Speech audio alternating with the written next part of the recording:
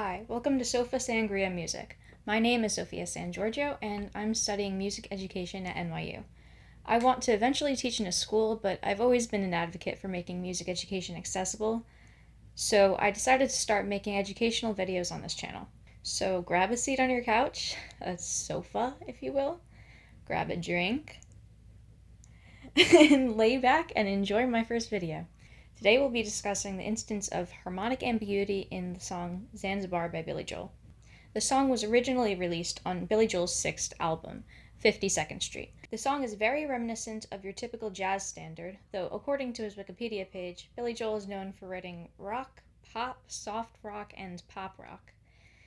It follows that a song outside of the genres he's known for would also include ambiguous harmonies within the song itself, which only further enforce the conflicted feelings presented in the lyrics of the song as well, which describe once great legends looking for a last shot at glory who are discouraged by their recent declines in success but hopeful of the possibility of a comeback. After sitting down with it and analyzing it further at a keyboard, I came upon the realization that part of the reason that the tonality is so fascinating to me is that the verses seem to be in two modes simultaneously, which is something not found quite so often in songs of popular music artists like Billy Joel. It's also really fascinating to me because it not only features two simultaneous modes, but they're also adjacent modes, one of which is Locrian, which is rare to find in popular music, even on its own. In particular, I found that the beginning of the song seems to be simultaneously in both A Aeolian and B Locrian, even featuring the notes B, C, D, E, F in order as a standalone motif or lick, whichever you prefer, which are of course the first five notes of the B Locrian scale. Although all of this may seem rather unorthodox for such a mainstream artist, it isn't all that uncommon to find odd modes or harmony in other works by Billy Joel in particular. Since the start of his career in 1964, his music has been known for fitting into many genres such as rock, pop, and even jazz and classical piano compositions.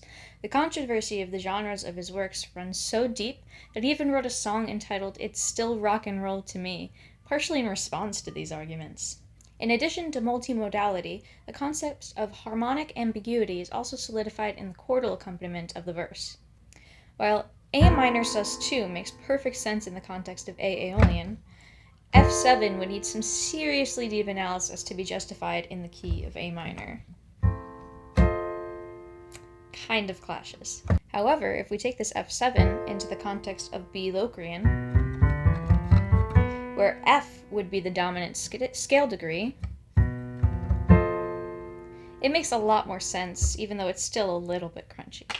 On the contrary, the E7 chord at the end of the verse, which resolves back into an A minor chord, strongly suggests a mode rooted around A, since E is the dominant of A. These chords only further solidify the argument for the presence of both A Aeolian and B Locrian modes throughout the verses. The second time through the verse, however, the last two lines conclude a bit differently. This E7 to A minor, imperfect authentic cadence-like figure sets the line up perfectly to segue into the chromatic G sharp to G, into another 5-1-like progression that leads us from this G into the chorus's home of C, where a similar trend continues. The bridge between the verse and the chorus seems to be in C Ionian, which also shares the same pitch class as A Aeolian and B Locrian.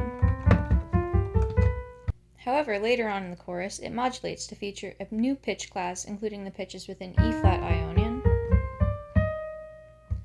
along with others featuring a new set of chords as well. The beginning of the chorus is chromatic, though it might not seem so at first. In order to perform the chord progression C to G augmented to C minor 7, he puts the G on the top of all of the chords, and then walks down from C to B flat. By his use of inversion, he is able to make seemingly unrelated chords related in a very direct way, further contributing to the song's tonal ambiguity. The chorus also clearly features a lot of open seventh chords, meaning seventh chords where the seventh isn't lowered, also known as the major major and minor major chords. This is found in the chords C minor 7, A major 7, G minor 7, and F minor 7. These open seventh chords, as I like to refer to them, contribute greatly to the theme of suspension and dissonance that is found throughout the piece, most notably in the frequent A minor sus2 that the song revolves around. This chord is found throughout the verses and instrumental section. These chords are yet another way that Joel accomplishes harmonic ambiguity. Because the seventh chords that he uses throughout this chorus feature raised sevenths, these chords don't naturally lend themselves to any particular resolution, like, say, a dominant seventh chord would. For instance, a G7 chord very clearly wants to resolve back down to a C major. This makes the listener feel constantly on their toes without being able to easily predict where the song might go next, as they would in some other popular songs. Two other areas of note found throughout the chorus are the two chords which I wasn't too sure how to analyze. The first of these is the one which I have labeled as C minor 7. This chord is an inversion with G on the bottom, so it is not immediately apparent whether it would point to a chord that is based around C, C minor 7, or E flat add 6, even though it's in the inversion with the G on the bottom. I chose to primarily analyze it as C minor 7, though, due to the ongoing trend throughout the chorus of the aforementioned open seventh chords. The other chord, which I wasn't too sure how to place, was the one which I listed as C, D, G flat, A flat, which is just the notes in the chord. The closest thing I'm able to liken this chord to is a D7, with the fifth of the chord lowered by a half step. Though I don't really feel like this fits in very well with the surrounding chords, especially because the inversion it's played in would mean that the seventh of the chord is on the bottom. With this analysis, and this made me feel it would just be more appropriate to just label it as a passing chord, or just passing tones to get to the next easily digestible chord, and label it by just simply listing out the pitches. In addition to multimodality within similar pitch classes, another common theme throughout the piece is a specific type of chord which could be labeled in several ways. Throughout the song, major minor seventh chords with a sus flat 2 are found frequently on many different notes. It's found in the intro and verses with a root of E, and the choruses with roots of B flat, C minor, and again E. Though these chords could be analyzed with a singular chord name, I chose to do it a little bit differently as two chords stacked on top of each other via a common tone.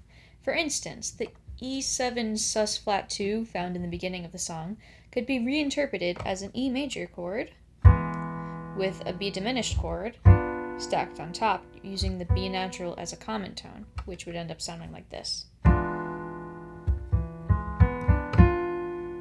I've used this interpretation for a number of reasons. For one, the voicing of the chord in this song just simply doesn't sound like a major chord with embellishments. The diminished sound is definitely present, and I felt it needed to be acknowledged in any analysis I might do. The other point of note is a chord sequence found in each of the choruses, which features the notes B, D, F, and G, which are then inverted for the next chord, which includes G, E, D, F. This is in line with Joel's aforementioned use of inversion in order to create harmonic ambiguity that is found with the chord that I was able to analyze as either C minor 7 or E flat add 6. Through my first analysis of the song, I initially interpreted these both as the same chord because, well, they have all the same notes, just in a different order. A 1 and a 1/6 chord in the key of C major are both still C chords, right? Well, upon my second go at analysis, checking all of my chords for accuracy, I realized that though I was right about the two chords having the same notes, the first one had more of a major suspended sound, which then clearly turned into something more minor sounding, despite containing all of the same notes. This led me to reanalyze it, and instead of the same G minor 7 chord twice in a row, I decided to instead write it as a B flat add 6, going to a G minor 7 chord, which made a lot more sense. Because of this tendency of Joel's I found to create different chords out of the same group of notes, I also chose to analyze the aforementioned 7th sus flat 2 chords as just a major chord with a diminished chord on top, like the E one. This made it feel a lot simpler, as it's much easier to interpret what an E chord plus a B diminished chord would be rather than E7 sus flat 2. Or at least it is in my opinion, as someone not previously too familiar with jazz notation. Another section that fascinated me was the instrumental section after the second chorus and before the instrumental solo or improv section, which I decided to represent like this. This part feels very ethereal, and at first I had a hard time parsing out what the chords were here.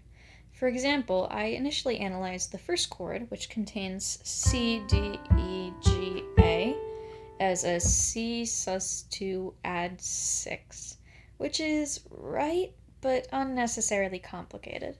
I then realized that all of the chords directly following this were of the same kind, a major sus2 add 6, if you will.